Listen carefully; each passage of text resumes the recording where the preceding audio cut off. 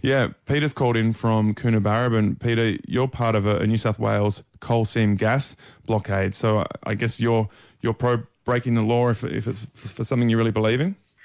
Yeah, it's something that the only option we're left to do when the New South Wales government now is basically forcing them to go in and do this, and where everyone else has walked away, including AGL, and we're left with this mess. The only option we're now to do is forced to lock and chain ourselves to equipment just to stop it progressing. Right, and do you have plans to do that quite soon?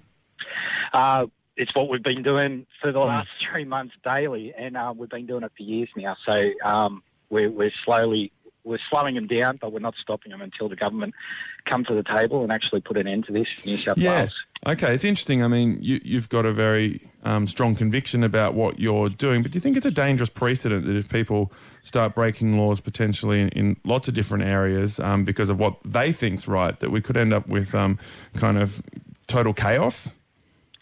No, I can't see that happening at all, because I don't think people are that passionate about every single subject. Although it disappoints me to see 15,000 people show up for a lockout law to do with alcohol, and we can get only 600 here when it's all to do with water and farming and the food that we provide for the city people. Well, that protest was about a lot more than that. It was about the whole cultural life of Sydney as well as alcohol and everything else that is a part of that, including music. And Hugo from Flight Facilities was there. I attended the rally. Yeah, it almost feels like this, them cracking down on festivals is another reason to stop us enjoying ourselves, I guess.